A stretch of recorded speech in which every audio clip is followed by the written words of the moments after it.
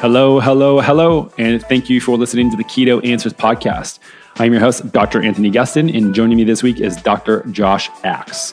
Some people might be a little surprised about this episode. I get a lot of comparisons online and assumptions that we must be mortal enemies just because we have the same background in a very similar company and product offering now that we must really duke it out. I don't think this is the case. I think we both have the same exact vision and goals, which is to get people healthier and help them fix their own health. And just like Elon Musk says, if another brand launches an electric car that competes with him, great. We're going to take more gasoline cars off of the road, and that's how we operate as well. As long as people are taking care of themselves and learning about health, I don't care who's doing it. And so we chat in this conversation about a lot of different stuff. Dr. Axe's background as a chiropractor, now turned businessman, and kind of similar to mine. And, Chinese medicine, different herbs and spices you should be eating, just running the whole gamut around health, touching on a lot of keto topics as well, even, briefly chat about psychedelics. So if you're interested in health just from a fundamental level, this is a good conversation for you, and I hope you enjoy. But before we get started, I want to let you guys in on a little secret. And that is that we have some brand new keto bar flavors. And so the same thing that we had with the almond butter brownie that you guys loved and went crazy about, I think we sold out in 5 days when we released that one. We have lemon poppy seed and salted caramel. So these two are just ridiculous. The lemon poppy seed tastes exactly like a frosted lemon poppy seed muffin or cake or whatever you buy at Starbucks that is delicious, but it kills you, so don't buy those things. And then also salted caramel, which tastes pretty much like it says, so salted caramel. So these things are great, on the go, as a treat, whatever. Same standards we have with the other bar. So we tested blood sugar with this, no blood sugar spike, no effect in ketone levels, actually increased a couple of team members' ketone levels. And otherwise the exact same. We actually bumped the collagen from 10 to 11 just because, 10 grams is enough. So we had to go 11. Otherwise, these things are amazing. So if you want to try them out before they go to stock, which may happen very, very soon, we just launched them at perfectketo.com and use the code NEWKETOBARS to get 20% off your order this whole month. So go stock up now. And if you already have, then go grab your favorite flavor. Mine is the lemon poppy seed. Unwrap that little sucker and enjoy it for this show. Dr. Axe, thanks for being on the show. Hey, thanks for having me, Dr. Tony. Appreciate it. So we have a very similar background, I would say, both chiros, and kind of have left that world day-to-day practice to build very different companies. So I just want to get your story as far as what got you into that in the first place, and then your transition all the way through to where you are now. Yeah, sure. So I grew up in a family that was really into fitness. And so my mom was my gym teacher in elementary school. She was a swim instructor. And so we grew up into fitness, but we knew nothing about diet and nutrition. And so my mom at 40 years old, she got a diagnosis of breast cancer. And again, we were kind of like shocked at the time because she looked very healthy. And we lived in what I'll call, the medical model. And anytime we were sick as kids, we got brought to our pediatrician, got put on antibiotics or other medications. And that's sort of how we functioned as a family. We didn't really have any type of health care. We just lived in that sick care system. And then about, and then being in the medical system, like my mom went through all the conventional medical treatment. She went and had a mastectomy. She went through rounds and rounds and rounds of chemotherapy. And, I remember as a kid seeing her hair fall out. I remember looking like she aged 20 years in 2 weeks and just saying as myself, there's got to be a better way than this, And so that led me to start asking questions about, man, what do I need to do, or what can I do to help others be healthy? So my mom went through all those treatments. She was eventually diagnosed as being cancer-free.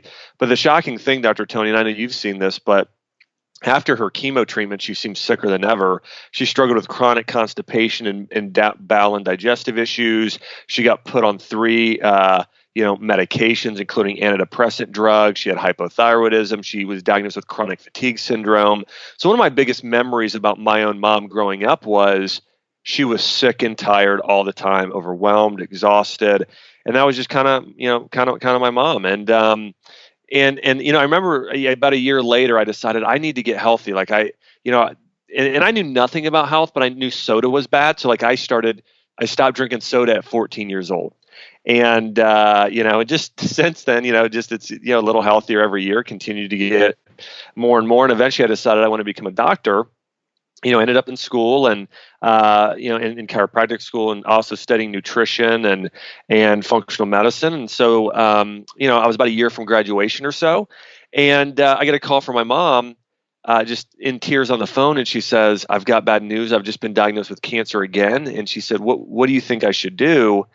And I said, "Mom, I'll be home." So I flew home from Florida back to Ohio, where I grew up, and we sat down, prayed together, and we just both felt really led to take care of her all naturally. And I've been really blessed at the time to have some amazing mentors who, who really had a lot of, and I'd been studying a lot at the time, but also had a lot of mentors and people who knew a lot about nutrition and functional medicine and fighting cancer. And so I reached out to them. I spent, hundreds of hours reading everything I could. And one of the articles actually I came across was a study, because I was reading up on diets for cancer, and I came across a lot, but two of them that was stuck out was, one was the keto diet. And I started reading online then about keto diet and why keto diet works. And I started to learn that cancer cells actually feed off of sugar, a form of, like, essentially fermentation. And so I realized, well, part of her diet needs to be keto, because we got to get the sugar out, we got to get the carbs out. And then I came across things like Gerson therapy, started reading up about vegetable juicing and the ancient Gerson therapy and what they followed. And then I started reading things on like Chinese medicine. And so what I did is I took all of the things that I'd read, these anti-cancer strategies, and I put together a plan for my mom. And so my mom's diet was essentially a mixture of keto meets vegetable juicing meets Chinese medicine. And so, we cut out all carbs. Really the only carbs she was consuming were some berries and on occasion some beets and carrots. And aside from that, it was, she was doing lots of healthy fats. She was doing bone broth and wild salmon, but then for the most part, it was vegetables. I mean, it was mostly vegetables and vegetable juices. And then we started using supplements. We did reishi mushroom, which I read about in Chinese medicine, astragalus, turmeric. We did some vitamin D. And the other thing we did is really work on building peace in her life. My mom, when she was a kid, had a horse, so she started horseback riding again. Her and my dad just started watching funny movies. She started getting essential oil and lymphatic drainage massages. And so they used frankincense oil with that. And so she started doing all this stuff. And she followed this program for 4 months.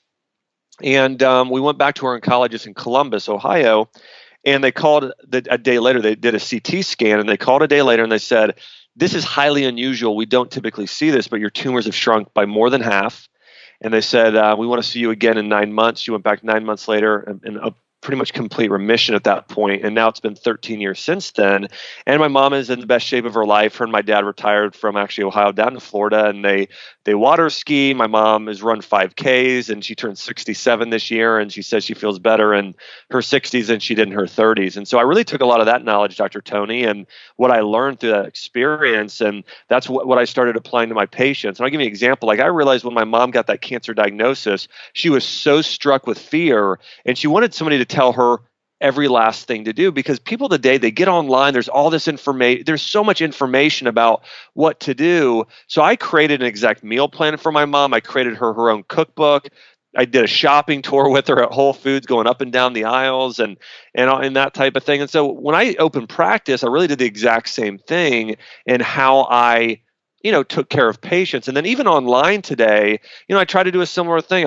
Or when I write books, I just released a new book, or it's releasing right now called Keto Diet. And so I put a 30-day plan in there and a supplement plan and a shopping list and go through every last thing, because I knew when my mom was that sick, that's what she needed. So I try and apply that to really anytime I create content or speak, I try and do something. I try and simplify things for people. Right. Sounds like quite a journey. Again, I think more similarities. I think my mom and my dad had a lot of health problems growing up as well. It kind of pushed me to the same path. So did you do any musculoskeletal stuff at all when you were in clinic, or was it more? We did. Yeah, we did. We did chiropractic care, and we did a lot of sort of spinal physical therapy. And so my mom was getting adjusted as well throughout her entire time. She did, she was getting adjustments and then getting, these essential oil lymphatic massages. But she did those, the massages she did once a week. Chiropractic adjustments were typically 1 to 3 days a week during that time. And she was doing that as well. It's amazing. So how did you then end up building the Dr. Axe empire that you have now? Is it just you started posting online and got some traction, or where was that shift like for you, going from clinical practice to kind of online and having that identity shift? Yeah, so I've always enjoyed creating content. In fact, I was almost going to be an English major in college because I enjoyed writing. And then somebody told me that if you're going to be a doctor, you should get a business degree because most doctors don't know how to operate a clinic or business. And so I said, okay. So I ended up getting a business degree. But when I got into practice, I enjoyed writing newsletters. So I'd write 1 to 2 page newsletters. I'd type those out or print those out, and I just handed them out a physical copy to my patients.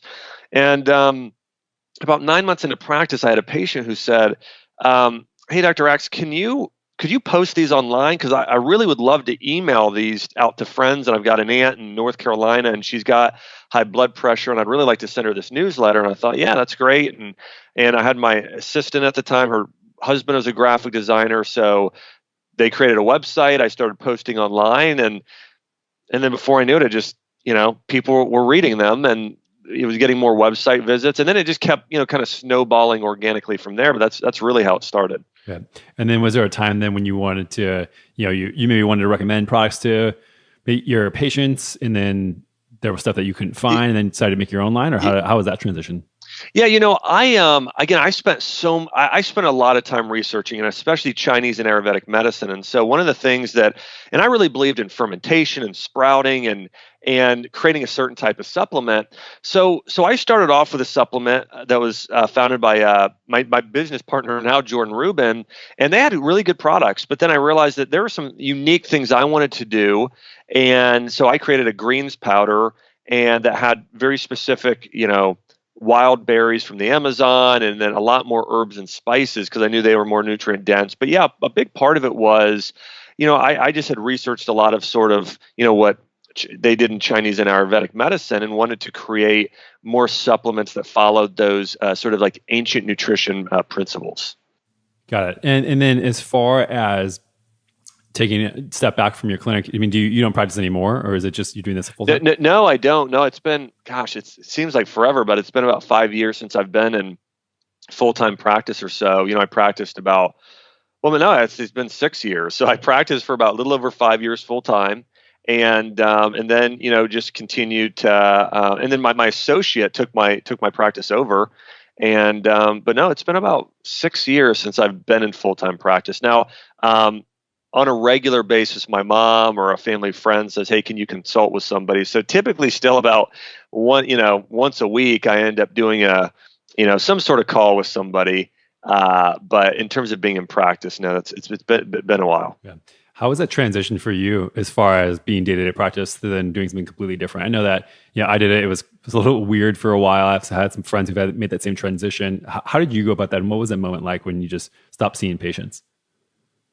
Yeah, for me, I still feel like, and obviously I don't see many people one-on-one. Like I said, sometimes I ended up still talking to somebody, once a week or so, or a couple times a month. But, for me, I still feel like, I don't know, I have this feeling when I create videos or write a book today or content, I still feel like I have a connection with my audience. I did a Facebook Live yesterday, and I was getting comments and questions, and I was sitting there replying, and I actually do some of that. My team helps with that now too. But so I still feel like I do get some interaction. It's different. It's not as in person, but I still do enough speaking and, Facebook Live, Instagram, all these other things where I still feel very engaged with people. So maybe it was a little bit different, but I honestly didn't, for me, it wasn't, I didn't feel like it was definitely a change in day to day and freedom and schedule.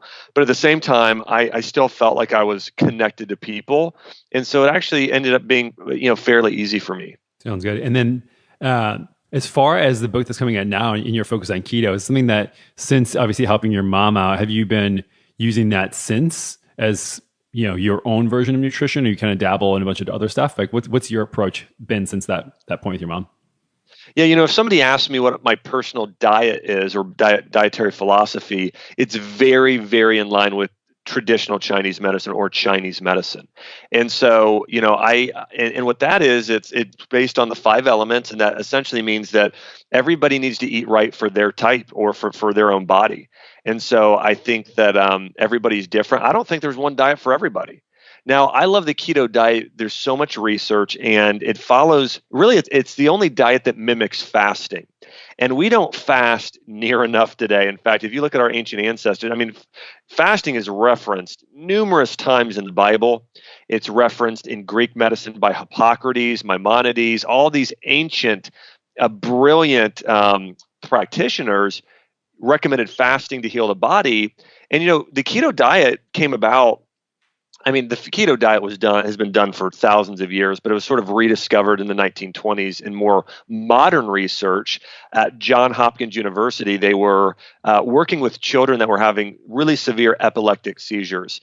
And they found that when they had the kids fast, these seizures went completely away. So they realized we need to create a diet that mimics fasting and gets the body in ketosis, like fasting does, to help these seizures. So they put them on a keto diet, remove the carbs, increase the fat, and the seizures went away. And so anyways, I'm a fan of the keto diet, especially kind of doing it as a cleanse, a 30-day to a 90-day period. Now, with some people, sometimes longer. I mean, certain groups of people like Eskimos, lived on a ketogenic diet. There's other people, probably the Hunzas and some others, but I don't think keto is meant for lifetime for most people. But I do think if somebody wants to experience a breakthrough and especially balance out insulin, and Dr. Tony, you know this, but insulin is such a crucial hormone for our overall health. In fact, when we think of insulin, most people think of diabetes, but having balanced insulin's a hormone that regulates blood sugar. But when insulin is balanced, it keeps inflammation lower because sugar's in your cell. If sugar's not in your cell, it's causing inflammation throughout your body. If insulin's balanced, there's no sugar causing inflammation in your body. So insulin balance reduces inflammation. Insulin affects hormones like cortisol, which lowers stress hormones and aging. High insulin has also been correlated with polycystic ovary syndrome and infertility in women. And in Alzheimer's, in fact, Alzheimer's they call type 3 diabetes, which is because the insulin is out of balance. And so all that being said, I'm a big fan of the keto diet for a period of time for people that really need to regulate insulin and lose some of that unwanted body fat very quickly. When your body gets into ketosis, it's the only diet, along with fasting, which is just not eating for days, but it's the only diet where your body starts burning fat for energy. So that's why when people hear the keto diet and it's the most effective weight loss diet by far, the reason is because your body is trained to burn fat, including your own body fat. So people will lose weight very quickly. And there are studies showing that if you have the average middle-age weight gain, which is 22 pounds, that average weight gain of just being about 20 pounds overweight doubles your risk of cancer and triples your risk of a heart attack and triples your risk of diabetes. I mean, all by just a 20 pounds. And so for me, my mindset is if somebody can follow keto, and let's say somebody has a average middle-age weight gain of 20 pounds and they can lose that 20 pounds in anywhere from 1 to 3 months, man, that's incredible game changer for their health. And so, I don't follow the keto diet all the time. I eat keto meals sometimes or here and there. I really follow more of a traditional Chinese medicine diet, which is a lot of vegetables, rice, wild caught fish and berries and a lot of herbs and spices. But I think for a lot of people, doing a keto diet for a period of time can kind of help them get that breakthrough and then transition into whether it's a Chinese medicine diet or paleo diet. But in general, and here's the other thing, and sorry to be hogging this whole conversation, but a lot of people, what they think is a normal carbohydrate consumption is just very, very off. We have so many packaged foods that are rich in carbohydrates. A lot of people are consuming in their diet about 60% carbs. In vegans, it's actually higher, probably 70. But 60% of their diet consists of carbs. That ratio should probably be closer or equal to fat and fat. So maybe 30 to 40% of your diet should be carbs. So a lot of people should be at 30. They're at 60. We're consuming double the carbs. But all that being said, I do love the keto diet for people for a breakthrough. And then afterwards, following a diet that's more moderate carbs and not high carb. Got it. Yeah. So, I mean, one of the things that I tell people too about why the ketogenic diet is working so well right now is just because, like you said, people have a lot of metabolic damage. They have, a lot of weight to lose, things like that. We're just at a point as a culture, as a Western culture specifically, that it's just a really, really effective tool. Does that mean that everybody needs to be on it? Absolutely not. And if people or raised, for instance, on whole foods and real foods and have been eating normal amounts of real carbohydrates, then I don't think it's a necessity to be on. But when you have population where we have a third of the people in this country have pre-diabetes or diabetes, then this is an effective tool for that. And so obviously you and I both agree on the fact that regardless of what type of diet you're going to do, eating real foods is better than eating not real foods. I don't think anybody can really argue that one. Right. How does, and I'm not really sure, because I haven't done a lot of research on Chinese medicine, but how does that differ from, for instance, a paleo diet? Like, what are the things that are different? You said rice, maybe some things like that, but are there any key differences there between those two? Yeah, absolutely. So, a Chinese medicine focuses on several things. Let's talk about three things in general. What element you are, the season we're in, and what specifically health conditions, what's going on in your body. And so Chinese medicine will look at the body for one, and they'll say, is your body too hot or too cold inside? Is it too damp or is it too dry? Is there too much movement or too little movement? Are you too overly yin, which is the feminine aspect of health? So that's certain hormones. Like, let's say your estrogen and progesterone or let's say estrogen is high, both in men and women, that's too much yin. Or let's say your testosterone is too high, that's yang in Chinese medicine. So that's over there. And then if your qi is too high or too low, and that's essentially just your energy. I mean, how well rested your body is internally. And so they'll look at somebody, and I'll give an example. Like, why do we call it a cold today if somebody is sick? Well, it's because it's Chinese medicine. That's a reference there that your body is cold internally. So what are all the ancient remedies for a cold? They're warming herbs and spices. It's garlic. It's ginger. It's cinnamon. It's cayenne pepper. It's all these warming herbs. Like in Nashville here, they have people drink hot toddies, which is essentially whiskey, honey, and cinnamon. And why whiskey? Why whiskey? Whiskey's hot. It's a hot liquor. Beer is cold. Wine is more neutral to slightly warming. Alcohol, specifically whiskey, is the hottest of all liquors. So anyways, all that being said, Chinese medicine will look, you'll go to a practitioner, they'll feel and look at your body and say, you are cold internally. We got to warm it up with herbs and certain foods that are warming. Like, so somebody that's cold internally wouldn't want to do cucumber or seaweed because that's super cooling, or peppermint. They'd want to do like lamb, which is very warming, and cinnamon and some ginger. These are very warming foods. Or if somebody has dampness, that's essentially candida. And so we need to consume foods that get rid of dampness, and get rid of the foods that are dampening, like egg whites.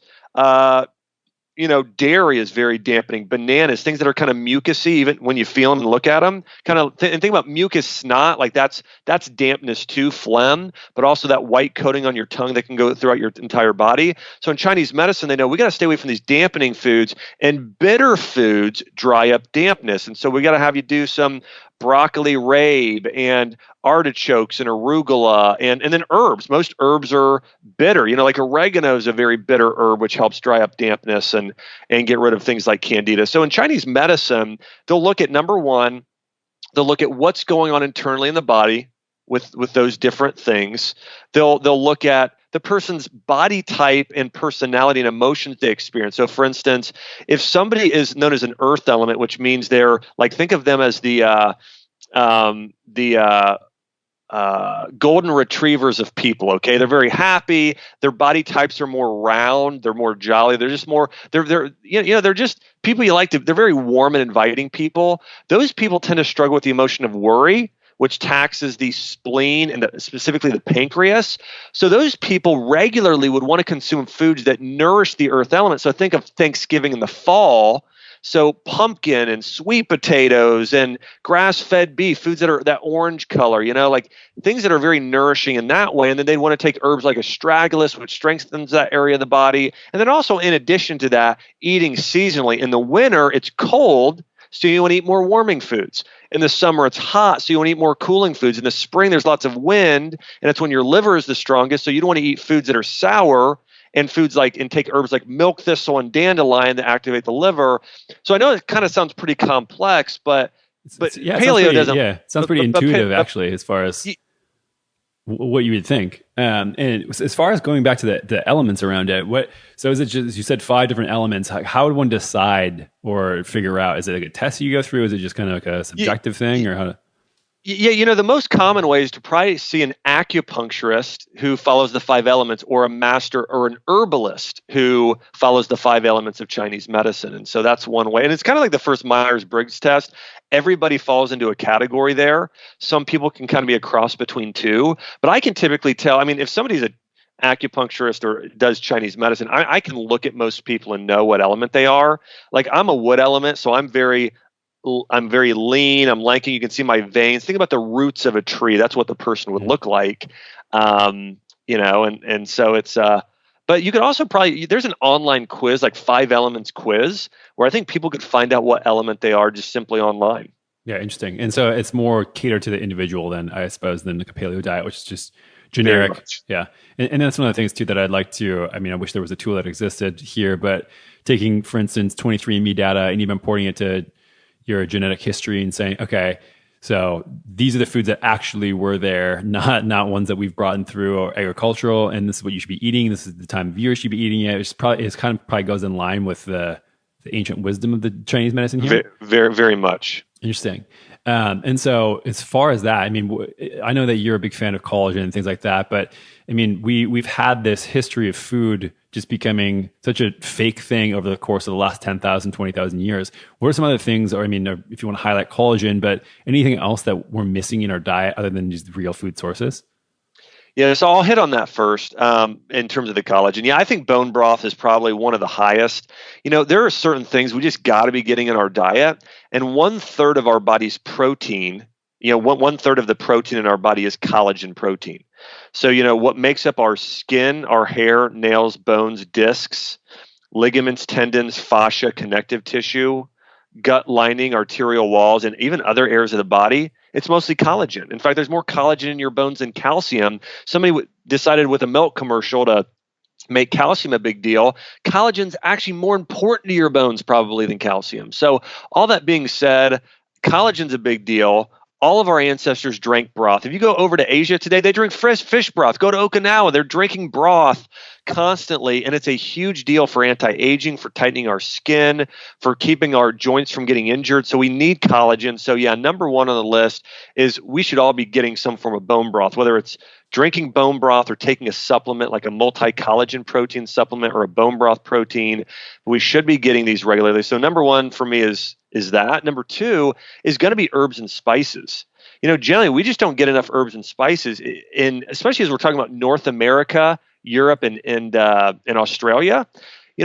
Like if you go into a market today in the Middle East, in India, Asia, any of these areas, you go into a market, it smells like food. You know what I'm saying? And you're going to see they're using a lot of herbs and spices in their cooking. Today, it's salt and pepper. We don't go much further than that. And I've used the term, this has been my tagline for years now. It's food is medicine. But when I use the term food is medicine, it's most true with herbs and spices. Now, broccoli is amazing. Kale is amazing. But cilantro and parsley and turmeric and cinnamon and rosemary blow broccoli and kale out of the water in terms of their nutrient density and medicinal effects on the body.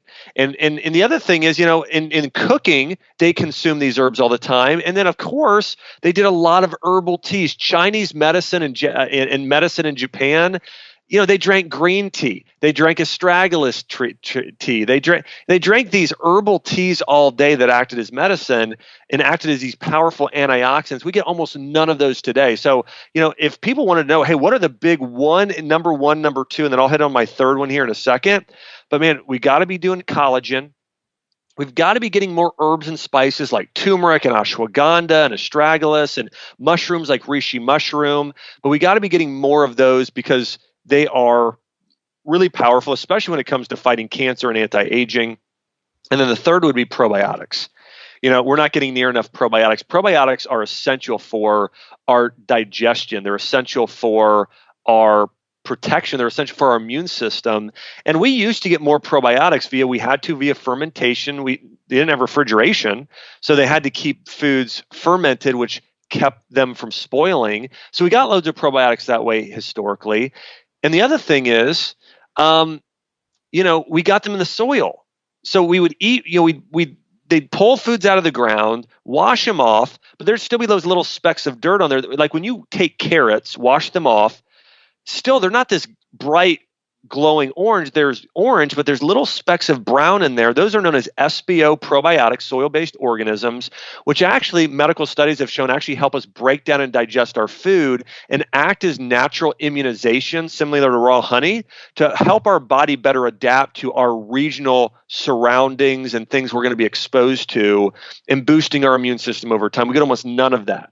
That's why I'm such a big fan. If somebody's going to buy a probiotic, I typically recommend looking for an SBO probiotic, because we probably get more food-based probiotics if somebody's eating sauerkraut or even ketchup, but today we get almost none of these SBOs because our food has been shipped here from Mexico or China, even some of our produce, and it's been sprayed.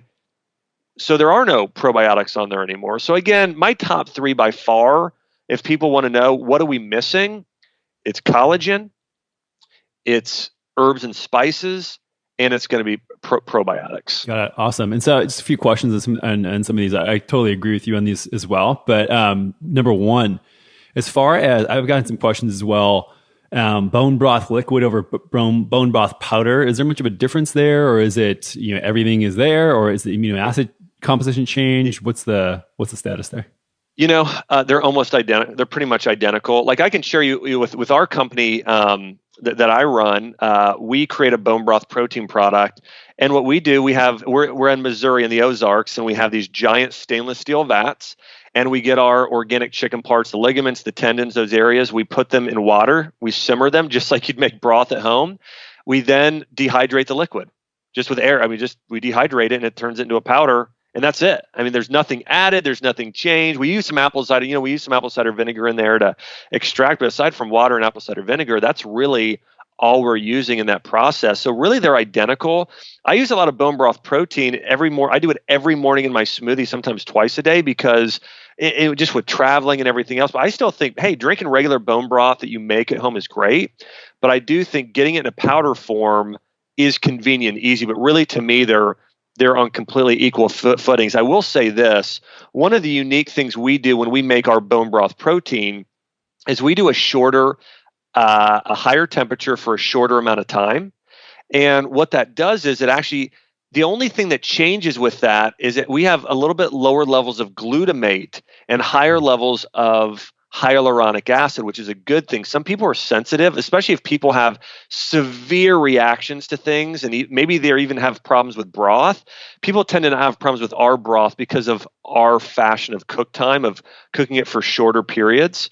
But outside of that, they're pretty much identical. Got it. And so why chicken over beef or fish or pork or any other? So I was just curious. Yeah, for us, when we spent time reading and looking at our data as we analyze the different types of broth, we really thought, I think beef broth can be great, but the reason why in a lot of our products we use chicken is because chicken broth has both collagen, and specifically collagen type 2. Type 2 collagen is what makes up your ligaments, tendons, all those areas of your body, your joints, your connective tissue, and also really supports the gut lining. But the thing that broth has, or chicken broth, that other broths don't have, are a family of nutrients called glycosaminoglycans, which include glucosamine, chondroitin, and hyaluronic acid. And these are collagen boosters. So like hyaluronic acid is amazing for your joints, amazing for your skin. So again, with collagen, with the chicken broth, and this is also why, think about this, when somebody is sick with a cold or flu, nobody ever says, go drink beef broth, right? It's always chicken soup.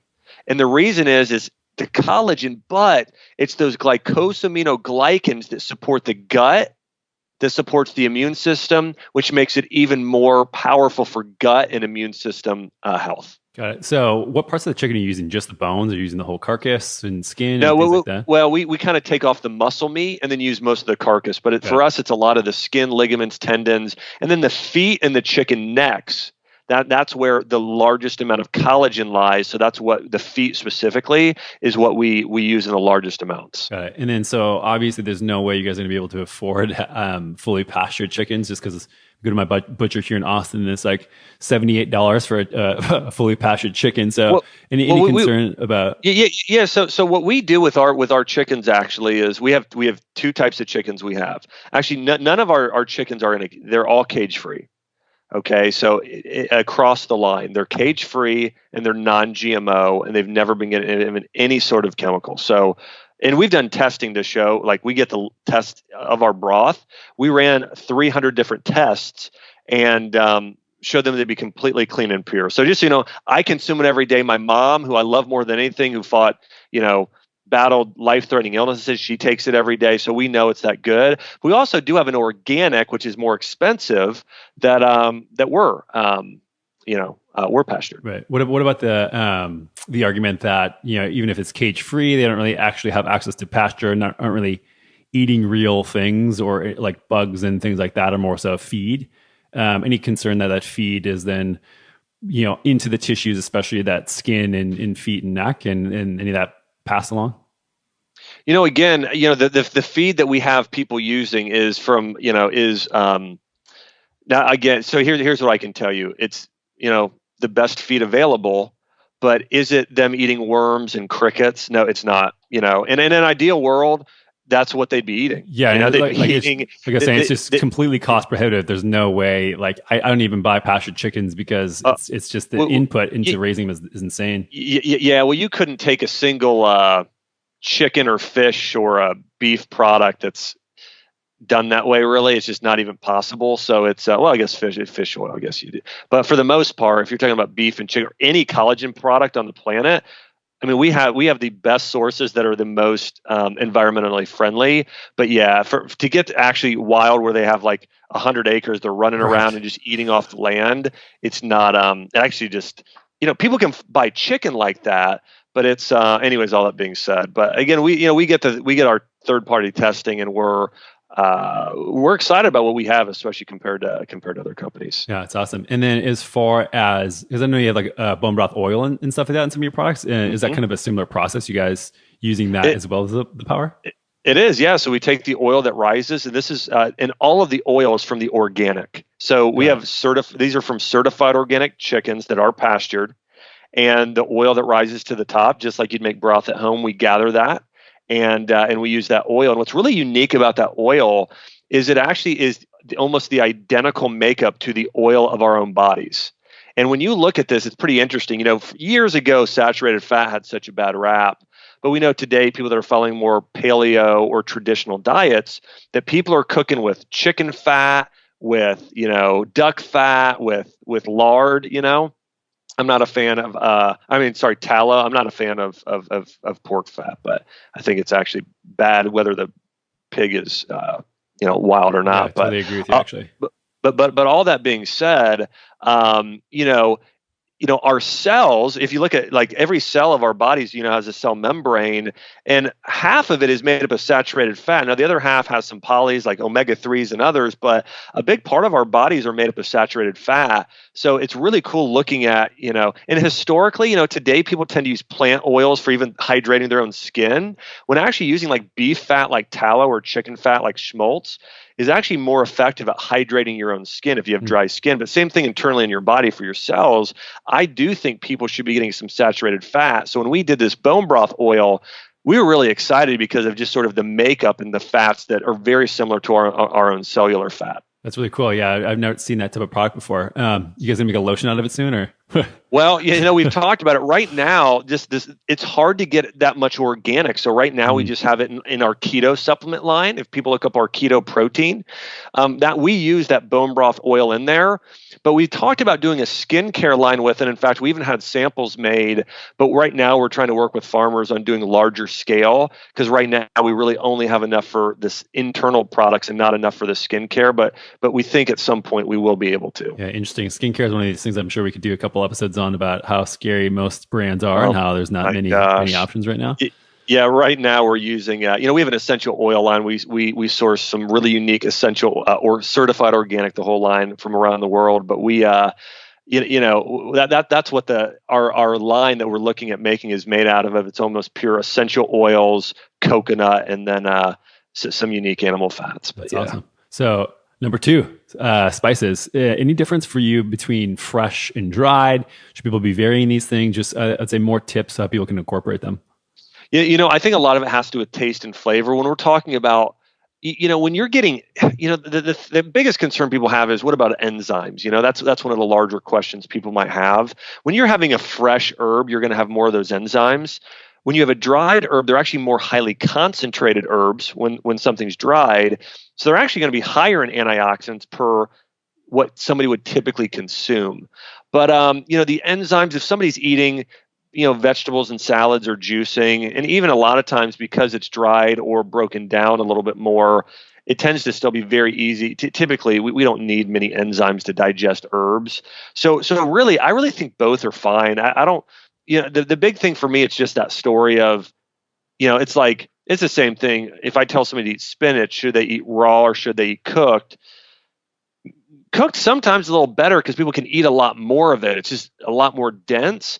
But I'm great with raw too. So honestly, I just want people to eat it. I don't care if it's as a tea or a capsule or a dried herb or a fresh. I just want people to eat more herbs. Got it. And then number three for the probiotics. So you mentioned soil-based organisms, SBOs, which are, I think, again, something that we don't get enough of just because of how our food system is.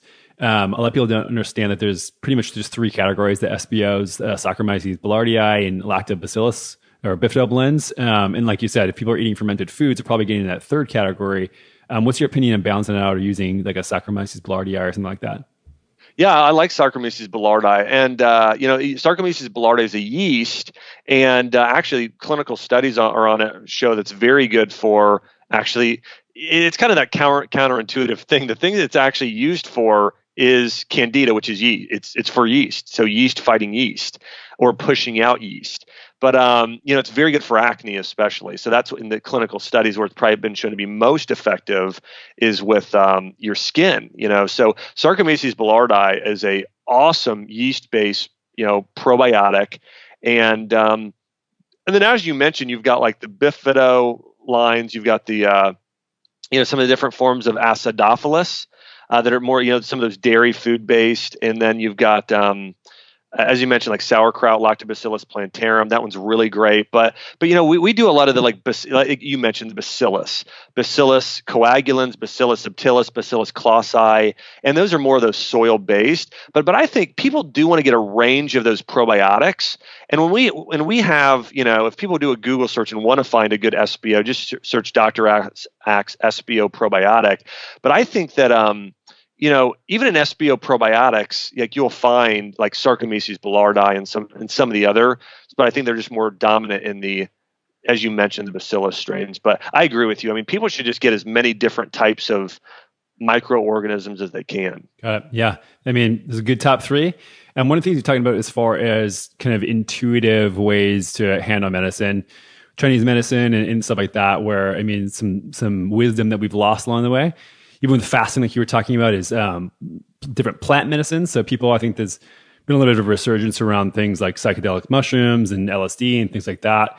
We even have Oregon coming in playing psilocybin on the ballot for legalization soon.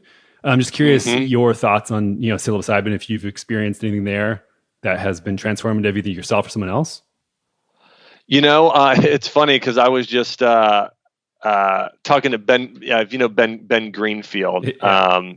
Yeah. So I was just recently talking to Ben and Jordan Rubin and myself. We are always very reading the latest research on the cutting edge of a lot of these things. And we actually have a mushroom farm in Missouri, and we own 5,000 certified organic acres of land there, and that's where we source. That's where we manufacture and bottle our bone broth products, our essential oils. We're actually growing this spring our first line of hemp. We're launching a CBD line here very soon as well. And again, growing a lot of our own. It's certified organic, which we're excited about. So we actually have a mushroom fermentation facility in Missouri where we use different colors of lights. And this is pretty cool. We grow the new mushrooms we're starting to grow. We're growing them on hemp stalks. That actually have CBD. So we grow reishi, cordyceps, maitake, turkey tail, and lion's mane, all out on our ranch. So we are big fans of mushrooms. We haven't dove into using these yet. Ben hasn't gotten you guys on the microdosing yet, and he's been experimenting quite a bit lately. No, he hasn't. And you know what? We'll continue to look in the research, and we will, maybe even test some products and see how they do. But we aren't right now. Our big focus is actually on hemp and CBD.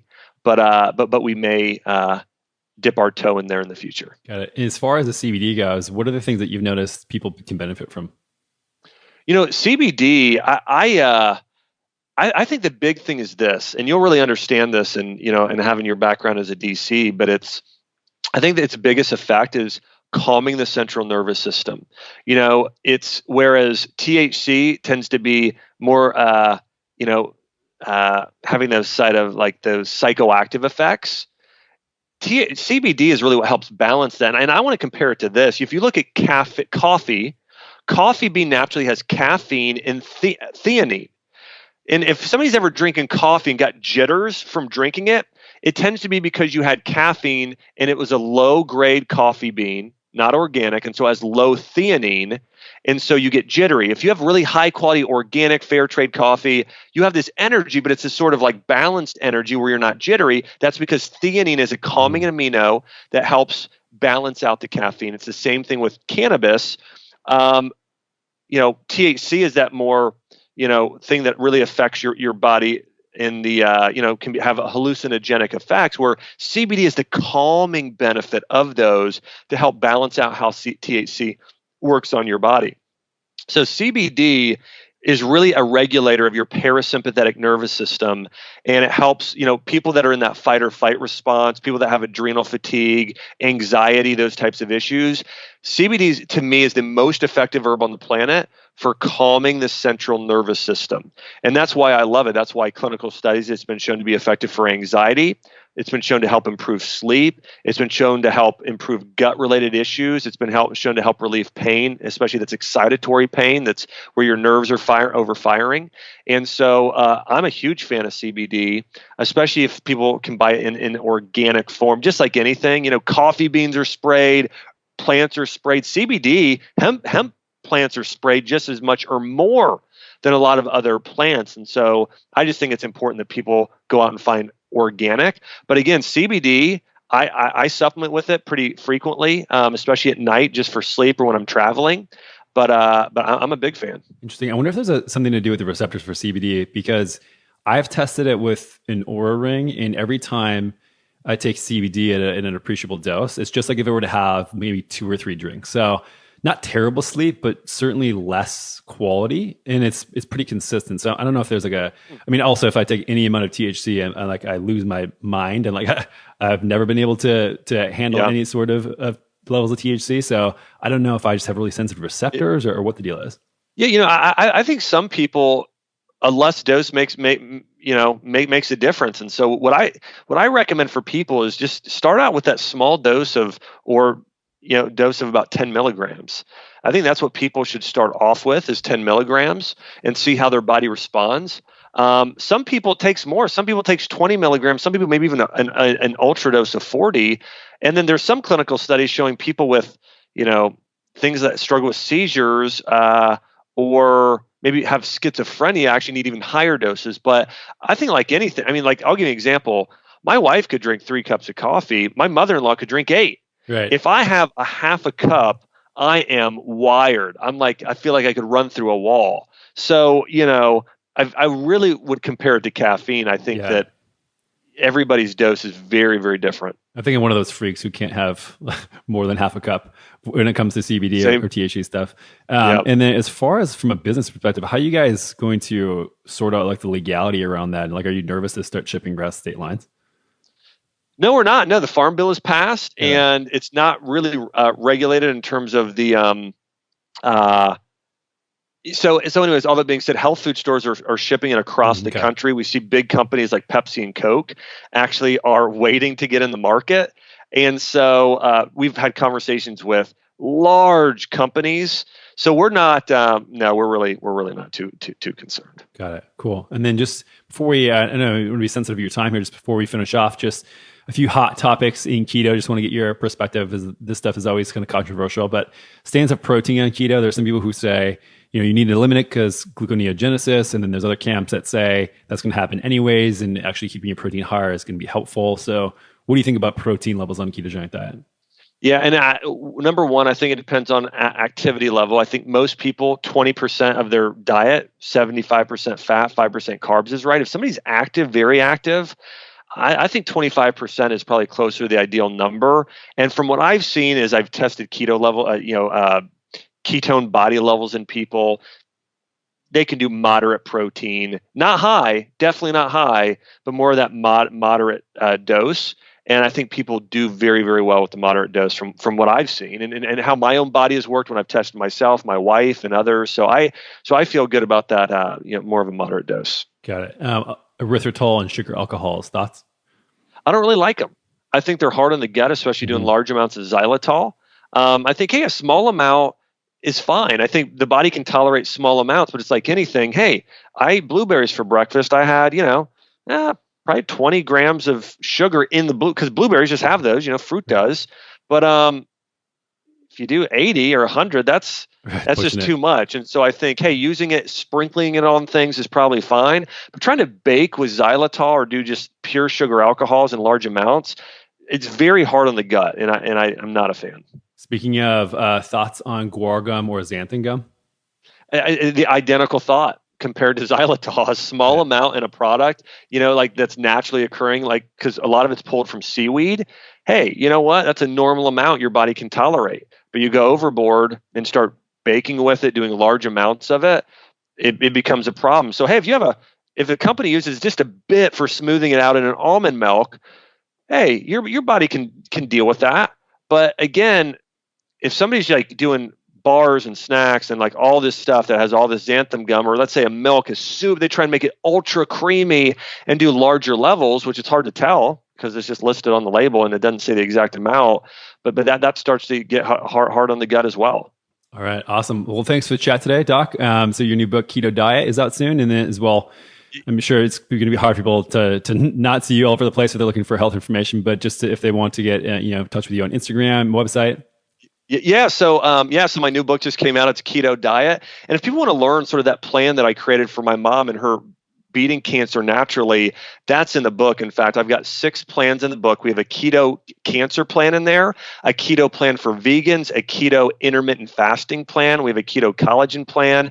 We have a plan called keto cycling where people can move in and out of ketosis. And I also go through a lot of Chinese medicine, and I have a whole 30-day plan. So if somebody wants to experience a health breakthrough and do the keto diet the right way, I go through everything in the book. In fact, right now on Amazon, they've got it $10 off the normal price. And then also it's in bookstores all across the country. So yeah, check it out. The book's Keto Diet. And you can just go on Amazon or go to your bookstore and just look up Keto Diet Dr. Axe. And then Instagram, I'm on there. Just look up Dr. Josh Axe. I do a lot of posts on Instagram. And my wife's on there too. If you want to see, a lot of our personal life. My wife is a yoga instructor and a doctor as well. She's Dr. Chelsea Axe. She's a great person to follow there too. But Dr. Tony, I want to say thanks so much, man. I really appreciate you having me on, and you're a great interviewer. So I loved your questions. So thanks again. Thanks, Doc. Chat soon.